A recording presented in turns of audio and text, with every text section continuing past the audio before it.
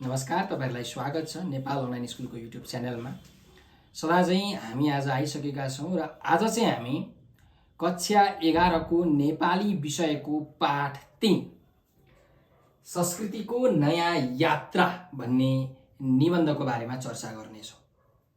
र यो निबन्धको बारेमा चर्चा गर्नुभन्दा अगाडि चाहिँ हामी यो निबन्धका जुन निबन्धकार हुनुहुन्छ लेखक डाक्टर सुधा त्रिपाठी उहाँको परिचय लिनेछौं, उहाँका चाहिँ कृतिहरूको बारेमा कुरा गर्नेछौं, उहाँको योगदानको बारेमा, उहाँको साहित्यिक प्रवृत्तिको बारेमा, उहाँले पाउनुभएका पुरस्कारका बारेमा चर्चा विचर्चा गर्नेछौं।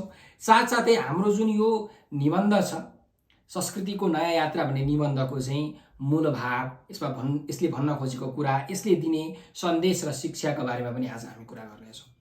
त सुरु गरौं हाम्रो यो निबन्ध संस्कृतिको नयाँ यात्रा। यो एउटा आत्मपरक निबन्ध हो। आत्मपरक भनेको चाहिँ प्रथम पुरुषको शैलीमा लेखिएको निबन्ध चाहिँ म पात्र भएर लेखिएको निबन्धलाई आत्मपरक निबन्ध भनेर भनिन्छ है। अब यसका लेखक हुनुहुन्छ प्राध्यापक डाक्टर सुधा त्रिपाठी। उहाँको जन्म चाहिँ विक्रम सम्वत 2015 साल जेठ 28 गते दार्जिलिङमा भएको थियो। पिता जगन्नाथ त्रिपाठी र माता भवानी देवी त्रिपाठीको सुपुत्रीको रूपमा जन्मनु भएको सुधा त्रिपाठीले चाहिँ नेपाली विषय त्रिभुवन विश्वविद्यालयमा चाहिँ नेपाली विषय प्राध्यापन गराउनुहुन्छ, पढाउनुहुन्छ र नेपाल राजकीय प्रज्ञा प्रतिष्ठानको उपकुलपति समेत उहाँ हुनुभएको छ। र उहाँको योगदानहरू के हुन् भन्दाखेरि नेपाली साहित्यको क्षेत्रमा कथा, निबन्ध, समालोचना, एकाङ्की, नाटक जस्ता विविध साहित्यिक रचनाका फाँटहरूमा उहाँले आफ्नो कलम चलाउनु भएको छ। साथसाथै हाम्रो जुन पाठ्यपुस्तक छ, पाठ्यपुस्तक लेखनमा पनि उहाँको विशेष भूमिका रहेको छ।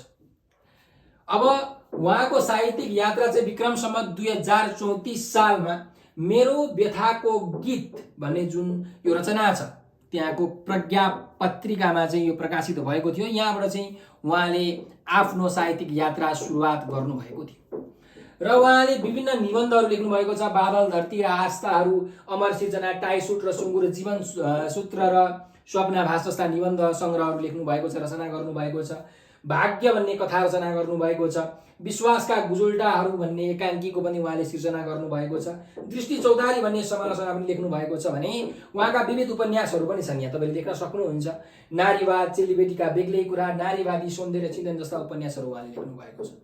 र उहाँको यो नेपाली साहित्यप्रतिको जुन योगदान छ त्यो योगदानलाई कदर गरेर उहाँलाई विविध पुरस्कारहरू पनि प्रदान गरिएको छ, जसमा पारिजात सृजनशील पुरस्कार, युद्ध प्रसाद मित्र पुरस्कार आदि पुरस्कारहरू पर्दछन्। अब हामी कुरा गरौँ कि उहाँको साहित्यिक प्रविधि कस्तो छ त, उहाँको जुन रचनाहरू छ, उहाँको जुन सिर्जना छ त्यसमा कस्ता खालके प्रवृत्तिहरू हामीले भेट्टाउन सक्छौँ त भन्दाखेरि उहाँ नारीवादी लेखिका हुनुहुन्छ।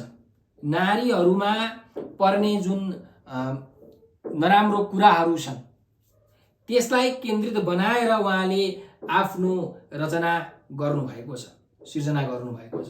त्यस्तै सामाजिक विभेद र असमानताको चाहिँ घोर विरोधी हुनुहुन्छ डाक्टर सुधा त्रिपाठी। एकदमै सुधारवादी एवं प्रगतिवादी विचारधारा भएकी लेखिका हुनुहुन्छ त्रिपाठी। समाजलाई कसरी सुधार गर्ने, प्रगतिको पथमा कसरी अगाडि बढाउने भन्ने कुराको जुन सन्देश छ उहाँले जहिले पनि आफ्नो रचनामा दिने गर्नुहुन्छ र उहाँको रचनामा राष्ट्रिय चिन्तन र देशभक्तिको भावना पनि ओतप्रोत भएर चाहिँ हामीले पाउन सक्छौँ। त यो थियो हाम्रो निबन्धकार डाक्टर सुधा त्रिपाठीको बारेमा। अब चाहिँ हामी यो निबन्धमा जाउँ, संस्कृतिको नयाँ यात्रा है। जुन संस्कृति छ त्यसको चाहिँ नयाँ यात्रा भनेर यसको यो निबन्धको शीर्षक दिएको छ। अब पहिला हामी बुझौँ यो संस्कृति भनेको के हो त। कुनै पनि कुरा चाहिँ समाजमा उत्रिन्छ, समाजमा भित्रिन्छ र मान्छेले त्यो कुरा अपनाउँछन्, अवलम्बन गर्छन् भने त्यो नै के हो त, संस्कृति हो।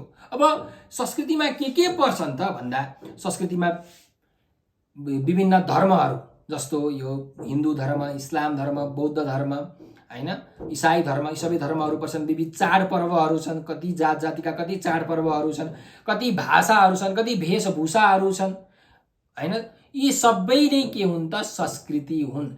खासमा भन्ने हो भने संस्कृति भनेको चाहिँ मानिसहरूको परिचय हो, मानिसहरूको पहिचान हो संस्कृति। उनीहरूको अनुभूति, उनीहरूको बाँच्ने तरिका, उनीहरूको जीवनशैली भनेकै संस्कृति हो। अब हामीलाई थाहा छँदैछ नेपालमा चाहिँ धेरै जात जातिका मानिसहरू बसोबास गर्छन्, धेरै धर्म अपनाएका मानिसहरू बसोबास गर्छन्। यहाँ हजारौँ भाषाहरू बोलिन्छ। त्यसैले नेपाललाई बहुभाषिक, बहुधार्मिक र बहुजातीय देश भनेर हामीले चिन्न सक्छौँ। खासमा भन्ने हो भने नेपाल संस्कृतिको भण्डार नै हो। पूर्व मेचीदेखि पश्चिम महाकाली, उत्तरको हिमालदेखि दक्षिणको तराईसम्म बस्ने विविध जात जातिका मानिसहरूको उनीहरूको आफ्नो वेशभूषा छ, उनीहरूको आफ्नो तौर तरिका छ, आफ्नो बोलीचालीको भाषा छ। त्यही भएर नेपाल भनेको संस्कृतिको भण्डार हो। र यो जुन निबन्ध छ, यो निबन्धमा यी सबै विविध पक्षहरूको चर्चा गरिएको छ र संस्कृतिको रूपमा भएको विकृतिको पनि एकदम राम्रोसँगले उल्लेख यो निबन्धमा गरिएको छ। अन्धविश्वासको कारणले गर्दाखेरि चाहिँ यो हाम्रो समाजमा भएका जति पनि भेदभावहरू छन्, जति पनि विभेदहरू छन्, त्यसमा तीखो व्यङ्ग्य गर्नुभएको छ डाक्टर त्रिपाठीले यो निबन्ध मार्फत।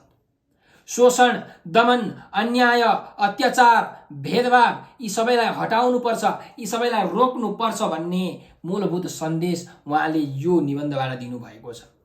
खासमा जुन संस्कृतिको सुधारको चाहना छ, त्यो चाहना राखेर उहाँहरूले यो निबन्ध लेख्नु भएको छ। सानो छँदा डाक्टर त्रिपाठी आफ्नो जुन पूर्वी पहाडी ठाउँ छ, पूर्वी पहाडी गाउँ छ, त्यहाँ जन्मनु भएको थियो र त्यहाँ चाहिँ दसैँ र तिहारलाई चाहिँ संस्कृतिको रूपमा मनाइन्थ्यो, चाडपर्वको रूपमा मनाइन्थ्यो र चाहिँ निबन्धकारलाई दसैँ र तिहार नै हाम्रो संस्कृति हो भन्ने मात्रै थाहा थियो, अरू केही कुराहरू थाहा थिएन। संस्कृतिको बारेमा अरू केही कुरा थाहा थिएन उहाँलाई। र जब उहाँ चाहिँ आफ्नो ठाउँ छोडेर, आफ्नो जन्मथलो छोडेर जब काठमाडौँ आइपुग्नु भयो, काठमाडौँमा आएर उहाँले त्यहाँको कोलाहल वातावरणमा विभिन्न साथीहरू बनाउनु भयो। विभिन्न ठाउँका कोही गुरुङ साथी, कोही मगर साथी, कोही राई साथी, कोही शेर्पा, कोही भोटे, कोही थकाली, कोही नेवार साथीहरू उहाँले बनाउनु भयो। र यो क्रममा उहाँले ती सबै साथीहरूको जुन संस्कृतिहरू छन्, त्यो संस्कृतिको बारेमा जान्ने मौका पाउनु भयो। कसैले उधौली उभौली मनाउने, कसैले लोसार पर्व मनाउने, कसैले क्रिसमस मनाउने, कसैले ईद मनाउने, यस्ता विविध संस्कृतिहरूको जानकारी उहाँले पाउनुभयो। पूर्व मेचीदेखि पश्चिम महाकालीसम्म बसोबास गर्ने जति पनि साथीहरू छन्, ती साथीहरूको माध्यमबाट उहाँहरूले नेपालमा भएका जति पनि संस्कृति छन्, ती संस्कृतिको बारेमा एकदम राम्रोसँग ज्ञान आर्जन गर्नुभयो। तर जीवनको ज्ञान र चेतना चाहिँ उहाँले स्वाध्ययनबाट पाउनुभयो, सेल्फ स्टडीबाट उहाँले पाउनुभएको छ। कुनै पनि मानिस कसरी धनी हुन्छ, कसरी गरिब हुन्छ, धनी बनेको के हो, गरिब बनेको के हो, यो कसले बनायो भन्ने कुराले उहाँलाई एकदमै सताएको थियो र उहाँले एकदमै धेरै अध्ययन गरेपछि, स्वाध्ययन गरेपछि यो कुरा थाहा पाउनुभयो कि यो धनी गरिब, माथिल्लो वर्ग, तल्लो वर्ग भनेको त मानिसले नै पो बनाएको रहेछ त। यो त एउटा विभेदको सोर्स पो रहेछ त, स्रोत पो रहेछ त। यसले गर्दाखेरि चाहिँ मानिसमा भेदभाव भएको छ, मानिसहरू बिछडिएका छन्, उनीहरूमा चाहिँ झै झगडा भएका छन्, एकले अर्कालाई गाली गर्ने, व्यभिचार राख्ने काम यस्तै कुरीतिहरूबाट, कुसंस्कारबाट भएको रहेछ भन्ने कुरा उहाँले थाहा पाउनुहुन्छ। यो निबन्धमा जुन भेदभाव छन्, जुन विभेद छन्, लिङ्गका आधारमा विभेद छ हैन, पुरुष र महिला भनेर विभेद गरिएको छ। महिलालाई चाहिँ कमजोर पक्ष भनेर विभिन्न उनीहरूलाई चाहिँ बोक्सीको आरोप लाउने, काहीँ तपाईँहरूले सुन्नुभएको होला, पश्चिममा चाहिँ यो महिलाहरूलाई चाहिँ गु पनि खुवाइएको छ बोक्सी भनेर। यस्तो विभेद गरिएको छ। त्यस्तै गरिकन जुन समाजका कुप्रथाहरू छन्, जस्तो छाउपडी प्रथा, दाइजो प्रथा हो, यस्ता प्रथाहरूमा हाम्रो समाज होमिएको छ र महिलाहरू एकदमै पीडित भएका छन्। त्यस्तै गरिकन हाम्रो समाजमा जातीय विभेद पनि रहेको छ भन्ने कुरा यो निबन्धमा एकदमै स्पष्टसँग कुरा गरिएको छ। ब्राह्मण जातले चाहिँ यो शूद्र भनिएको जातलाई चाहिँ हेला गर्ने, तिरस्कार गर्ने। अब पहिला श्रम थियो, श्रमको आधारमा मानिसहरूले जात बनाए। यदि कोही मान्छेले शास्त्र पढ्छ भने उसलाई ब्राह्मण भनियो, कोही मान्छे बिजनेस व्यापार गरिन्छ भने उसलाई वैश्य भनेर भनियो। तर यो श्रमको आधारमा विभाजन गर्दा गर्दै मानिसले एउटा छुवाछुतको भेदभाव पनि यहाँ आफै सिर्जना गरेको छ, जुन मानिसले संस्कृति भनेर भन्छ, तर यो खासमा संस्कृति नभएर विकृति हो भन्ने कुरा हामी सबैले बुझ्नुपर्छ। र यही कुरा निबन्धकारले आफ्नो निबन्धबाट बुझाउन खोज्नु भएको छ। हामीले देखेका छौँ नि, हामी सानो छँदाखेरि कोही हाम्रो गाउँमा चाहिँ पण्डित बाजे हुनुहुन्थ्यो भने तल्लो जाति भनिएका जुन शूद्र जाति चमारहरूले छोए भने पनि के अरे कृष्ण कृष्ण भन्दै सुनपानी खनाउनुहुन्थ्यो। यस्तो भेदभाव हाम्रो समाजमा रहेको छ भन्ने कुरा यहाँ हामीले जानकारी पाउनुपर्छ। त्यस्तै रङको आधारमा पनि भेदभाव भन्छ। गोरो जातिका, गोरो वर्णका मानिसहरूले चाहिँ कालो वर्णका मानिसहरूलाई चाहिँ हेप्ने दृष्टिकोण रहेको छ। तपाईँलाई एउटा उदाहरण म दिन्छु। कोही मानिसहरू, अहिले तपाईँहरू पानीपुरी खान जानुहुन्छ, चटपटी खान जानुहुन्छ, र त्यहाँ जुन चटपटी बनाउने प्राय मधेसी मूलका मानिसहरू हुन्छन्, र तपाईँहरू चाहिँ उहाँलाई भैया भनेर सम्बोधन गर्नुहुन्छ, अझ तिमी भनेर पनि सम्बोधन गर्नुहुन्छ, अझ धेरै रिस्टो भने त गाली पनि गर्नुहुन्छ। तपाईँहरूको आफ्नो बुवा समान उमेरको, आफ्नो हजुरबुवा समानको जुन उमेर भएको त्यहाँ वृद्धहरू हुनुहुन्छ, तपाईँहरूको काका जस्तो साइनो सम्बोधन गर्नुपर्ने तपाईँले काका भनेर, तर तपाईँले तिमी भनेर सम्बोधन गर्नुहुन्छ। हेर्नुहोस् त, यो खासमा पहिलादेखि नै आएको एउटा संस्कृति हो। तर यसलाई म संस्कृति भन्न रुचाउँदिनँ, यसलाई विकृति भन्न रुचाउँछु। यो विकृति हो र निबन्धकारले पनि यसलाई विकृति नै भन्नुभएको छ। यस्तो विकृति विसङ्गतिलाई हटाउनु पर्छ भनेर चाहिँ यो निबन्धकारले यसमा यो निबन्धमा चिच्याइ भन्नुभएको छ। साथसाथै वर्गको आधारमा पनि हाम्रो समाजमा भेदभाव छ। माथिल्लो वर्ग, धनी वर्ग, सम्पन्न वर्गहरूले चाहिँ विपन्न, गरिब, ज्याला मजदुरी गरेर खाने वर्गहरूमा थिचोमिचो गरेका छन्। उनीहरूको हक र अधिकार छिरेका छन्। उनीहरूले रगत पसिना गरेर जति पनि बनिबुतो गरेर कमाएका छन् त्यसलाई पनि धनीहरूले, सामन्ती वर्गहरूले लुट्न खोजेका छन्। त्यस्तै धर्मको आधारमा पनि विभेद छ। हिन्दू धर्मले चाहिँ अर्को इस्लाम धर्मलाई नमान्ने त ठिकै थियो ल, त्यही पनि गाली गर्ने, उनीहरूको धर्म चाहिँ एकदम नराम्रो भनेर भन्ने, एकले अर्कालाई सम्मान गर्नुको साटो तिरस्कार गर्ने, बहिष्कार गर्ने जुन प्रथा छ, यो एकदम कुप्रथा हो, कुरीति हो। यो संस्कृति होइन, विकृति हो। त्यस्तै भूगोलको आधारमा पनि हाम्रो समाजमा भेदभाव छ, जुन निबन्धमा पनि उल्लेख गरिएको छ। हिमालमा बस्ने मानिसले मधेसी मूलका मानिसलाई नगन्ने, मधेसी मूलका मानिसले हिमालमा बस्ने मानिसलाई नगन्ने, एकले अर्कालाई नगन्ने, हो यस्तो खालके जुन विचार छ यो पनि कुरीति हो, कुसंस्कृति हो। यस्तो विचारहरू हुनु हुँदैन, यस्तो भेदभाव हुनु हुँदैन। अरे हाम्रो देश नेपाल त 4 वर्ण र 36 जातको साझा फुलबारी हो। विभिन्न जात जाति, विभिन्न भाषा भाषी जति पनि मानिसहरू यहाँ बस्दछन्, सबै मिलेर हाम्रो देश चाहिँ बनाउनमा जुट्नुपर्छ, अघि बढ्नुपर्छ, देशलाई प्रगति पथमा डोर्याउनुपर्छ भन्ने जुन सन्देश हामीले यो कथाबाट प्राप्त गर्न सक्छौँ। हामी सबैजना यो धरतीको एउटै सन्तान हौ।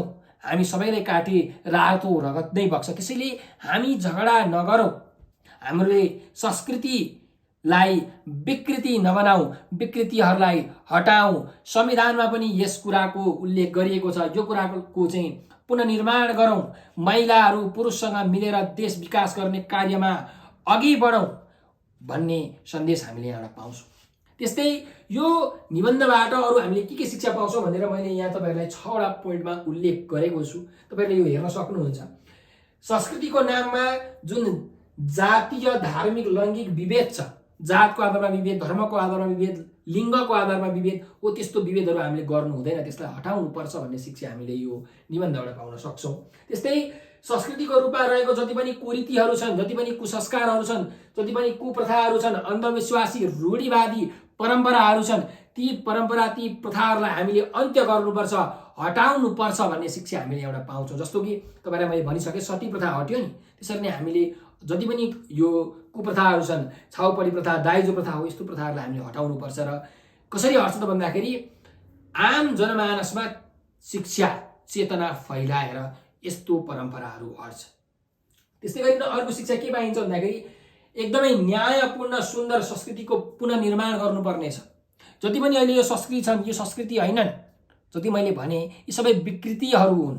त यी विकृतिहरूलाई हटाएर एकदम न्यायसङ्गत न्यायपूर्ण नयाँ संस्कृतिको पुनर्निर्माण हामी सबैले गर्नुपर्छ भन्ने सन्देश पनि हामीले यो निबन्धबाट प्राप्त गर्न सक्छौँ। साथसाथै भाइ बहिनीहरू, भेदभाव मुक्त र समतामूलक नयाँ समाजको निर्माण गर्नुपर्ने शिक्षा पनि हामीले एउटा पाउँछौँ। हामीले एकले अर्कालाई लिङ्गको आधारमा, धर्मको आधारमा, रङको आधारमा, वर्गको आधारमा चाहिँ भेदभाव गर्नु हुँदैन, विभेद गर्नु हुँदैन, सबैलाई समान रूपले समान दृष्टिकोणले हेर्नुपर्छ भन्ने सन्देश यो चाहिँ निबन्धबाट हामीले पाउन सक्छौँ। साथसाथै राष्ट्रिय एकता र जातीय सद्भाव कायम गर्नुपर्छ भन्ने शिक्षा पनि हामी यहाँ पाउँछौँ। हामी सबै एकै देशका नागरिकहरू हौँ, अनेकतामा एकता छ हाम्रो। कोही मानिसले एउटा औँलाले राम्ररी काम गर्न सक्दैन, तर यसरी नै एकवटा औँला यदि एउटा मुट्ठी भयो भने त्यो मानिसले पहाड पनि ढाल्न सक्छ। त्यसैले हामी सबै एक हौँ र एक हुनुपर्छ भन्ने भावना हामी सबैमा जागृत गर्न एकदमै जरुरी छ। र जातीयताको जुन सद्भाव छ, एक जातले अर्को जातलाई चाहिँ हेला नगर्ने, हेपा दृष्टिकोण नराख्ने, उनीहरूको पनि सम्मान गर्ने, उनीहरूले जुन काम गर्छन् त्यो कामको सम्मान गर्ने। तपाईँहरूलाई म एउटा उदाहरण दिन्छु। यदि जुत्ता सिलाउने व्यक्तिले भोलिबाट जुत्ता सिलाउन छोड्यो भने हाम्रो के दशा हुन्छ? लुगा जो हामी दमाई भनेर भन्छौँ, हेप्छौँ, त्यो लुगा सिलाउने दमाईज्यूले चाहिँ लुगा सिलाउन छोडिनु भयो भने हामी नाङ्गे हुँदैनौँ हो। त्यही भएर हामीहरूले सबैको श्रमको सम्मान गर्नुपर्छ, सद्भाव राख्नुपर्छ भन्ने शिक्षा यो निबन्धबाट पाउँछौँ। त्यस्तै गरिकन नेपाली संस्कृति भनेको चाहिँ नेपालमा रहेका जति पनि जात जातिहरू छन्, जति पनि भाषा भाषी बोल्ने मानिसहरू छन्, जति पनि वर्गहरू छन्, जति पनि लिङ्गहरू छन्, जति पनि सम्प्रदायहरू छन्, ती सबैको एउटा साझा संस्कृति हो, साझा सम्पत्ति हो। त्यसैले हामीले यस्तो सबैको यो एउटै संस्कृति हो भन्ने भाव चाहिँ हरेक जनमानसमा, हरेक मानिसमा उजागर गर्नुपर्छ। अनि मात्रै राम्रो समाजको सुधार, हाम्रो समाजको सुधार हुन्छ, राम्रो समाज बन्छ, सुन्दर शान्त र विशाल नेपाल बन्छ भन्ने सन्देश हामीले यो निबन्धबाट प्राप्त गर्न सक्छौँ। त आजको लागि यति नै। तपाईँहरूको केही प्रश्नहरू भए तपाईँहरूले कमेन्टमा प्रतिक्रिया गर्न सक्नुहुन्छ। मैले तपाईँहरूलाई बुझाउनु पर्ने कुराहरू बुझाइसकेको छु। अब यो पाठबाट जति पनि तपाईँहरूलाई प्रश्न उत्तरहरू आउँछन् हैन, जति पनि विवेचनात्मक उत्तरहरू आउँछन्, यही कुरालाई याद राखेर तपाईँले लेख्न सक्नुहुन्छ। विशेष त यो शिक्षा र सन्देशलाई तपाईँले कहिले पनि नबिर्सनु होला, एकदम याद राख्नु होला, किनकि हरेक प्रश्नमा तपाईँहरूलाई यो कुराहरू काम लाग्छ। त्यसैले मैले यहाँ तपाईँहरूलाई सन्देश र शिक्षा चाहिँ एकदम बुदागत रूपमा टिपोट गराएको छु। सो हामीहरूले तपाईँहरूको लागि भनेर हाम्रो नेपाल अनलाइन स्कुल भन्ने युट्युब च्यानलमा चाहिँ क्लास 1 देखि ब्याचलरसम्मको सबै विषयको, सबै सब्जेक्ट्सहरूको old question solution, chapter wise क्वेसनको सोल्युसन्सहरू, मोडल क्वेसन सिटहरूको सोल्युसन्सहरूको भिडियो बनाएर हालेका छौँ। कृपया त्यो भिडियो हेर्नु होला, आफ्नो ज्ञानलाई बढाउनु होला, आफ्नो एक्जामलाई राम्रो गर्नु होला। साथसाथै फेसबुकमा, टिकटकमा, भाइबरमा पनि हाम्रो नेपाल अनलाइन स्कुल भन्ने एकाउन्ट छ। त्यो एकाउन्टलाई पनि कृपया फलो गरिदिनु होला र हाम्रो युट्युब च्यानललाई सब्सक्राइब गरिदिनु होला, किनकि हामीले समय समयमा लाइभ क्लासहरू गरिरहेका हुन्छौँ। नयाँ नयाँ भिडियोहरू, हामीले नयाँ नयाँ कन्टेन्टहरू दिनदिन हालिरहेका हुन्छौँ। सो त्यो कन्टेन्टहरू हामीले कति बेला हाल्छौँ भन्ने तपाईँहरूलाई अवगत हुँदैन। यदि तपाईँहरूले हामीलाई सब्सक्राइब गर्नुभएको छ, फलो गर्नुभएको छ भने चाहिँ तपाईँहरूको मोबाइलमा नोटिफिकेसन आउँछ र त्यो नोटिफिकेसनलाई क्लिक गर्ने बित्तिकै तपाईँहरूले चाहिँ हाम्रो क्लासहरू लिन सक्नुहुन्छ। आफ्नो समस्या तपाईँहरूले हामी माझ राख्न सक्नुहुन्छ। र तपाईँहरूलाई कुनै पनि क्लासको, कुनै पनि विषयको, कुनै पनि टपिकको भिडियो चाहिएको छ भने निर्धक्कतापूर्वक एउटा नम्बर म तपाईँलाई दिन्छु। यो नम्बर टिप्नु होला, 9849595895 9849595895 हो। यो नम्बरको भाइबर, टेलिग्राम र व्हाट्सएपमा तपाईँहरूले म्यासेज गर्नु होला, सर मलाई यो क्लासको सबै सब्जेक्ट्सहरूको भिडियो चाहिँ पठाइदिनु भनेर भन्नु। यदि हामीसँग त्यो भिडियो छ भने हामी तपाईँहरूलाई सबै त्यो भिडियोहरूको प्लेलिस्ट पठाइदिन्छौँ र तपाईँहरूले मजाले त्यो भिडियोहरू हेर्न सक्नुहुन्छ, आफ्नो एक्जाम राम्रो गर्न सक्नुहुन्छ। अब यति भन्दै म आज बिदा लिन चाहन्छु। हजुरहरूले आफ्नो समय दिएर यो भिडियो हेरिदिनु भयो, त्यसको लागि हजुरलाई हृदयबाट धेरै धेरै धन्यवाद छ। फेरि पनि हामी भेट्दै गरौँला। स्वस्थ रहनुहोस्, व्यस्त रहनुहोस्, मस्त रहनुहोस्।